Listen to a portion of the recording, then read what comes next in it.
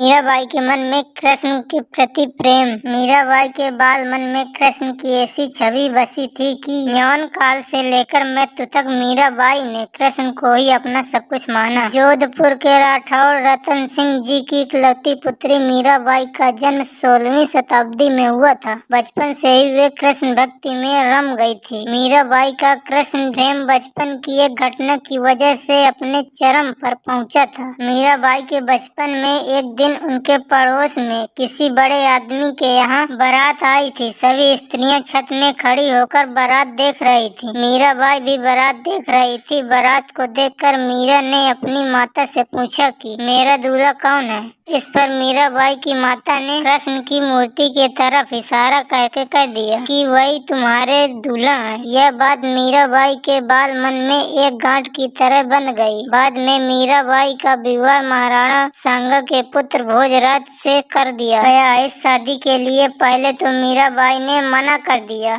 पर जोर देने पर वह फूट फूट कर रोने लगी और विदाई के समय कृष्ण की वही मूर्ति अपने साथ ले गई, जिसे उनकी माता ने उनका दूल्हा बताया था। मीराबाई ने लज्जा और परंपरा को त्याग कर अनूठे प्रेम और भक्ति का परिचय दिया था। विवाह के 10 बरस बाद इनके पति का देहांत हो गया। पति की मृत्यु के बाद ससुराल में मीराबाई पर कई अत्याचार किए गए। इनके देवर राणा विक्रमजीत को इनके यहाँ साधु संतों का आना जाना बुरा लगता था। पति के परलोकवास के बाद इनकी भक्ति दिन प्रतिदिन बढ़ती गई।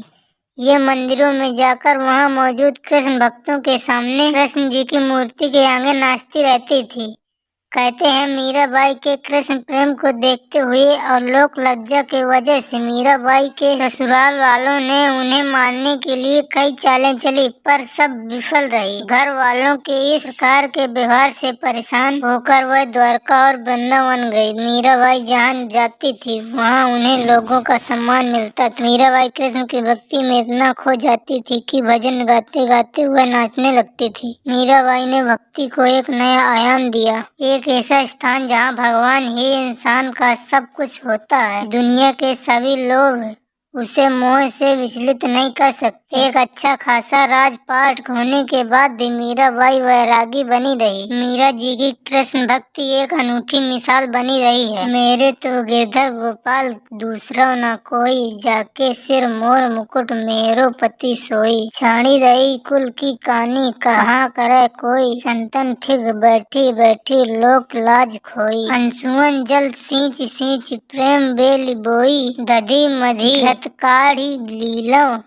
तारी दई छोई। भगत देखी राजी भई जगत देखी रोई, दासी मीरा लाल गिरधर तारों अब मोई। कहा जाता है कि मीराबाई रणछोड़ जी में समा गई थी। मीराबाई की मृत्यु के विषय में किसी भी तथ्य का स्पष्टीकरण आज तक नहीं हो सका है। एक ऐसी मान्यता है कि मीराबाई के मन में श्री कृष्ण के प्रति जो प्रेम भावना थी वह जन्म जन्मांतर का प्रेम था। मान्यता अनुसार मीराबाई पूर्व जन्म में वृंदावन मथुरा की एक गोपिका थी। उन दिनों वह राधा की प्रमुख सहेलियों में से एक हुआ करती थी और मन ही मन भगवान कृष्ण को प्रेम करती थी। इनका विवाह एक गोप से कर दिया गया था। विवाह के बाद भी गोपिका का कृष्ण प्रेम समाप्त नहीं हुआ। सास को वह जब इस बात का पता चला तो उन्हें घर में बंद कर दिया। कृष्ण से मिलने की तड़प में गोपिका ने अपने प्राण त्याग दिए। बाद के समय में जोधपुर के पास मेड़ता गांव में 1504 ईस्वी में राठौर रतन सिंह के घर गोपिका ने मीराबाई के रूप में जन्म लिया। मीराबाई ने अपने एक अन्य दोहे में जन्म जन्मांतर के प्रेम का भी उल्लेखन किया है। आकुल व्याकुल फिरू रैन दिन,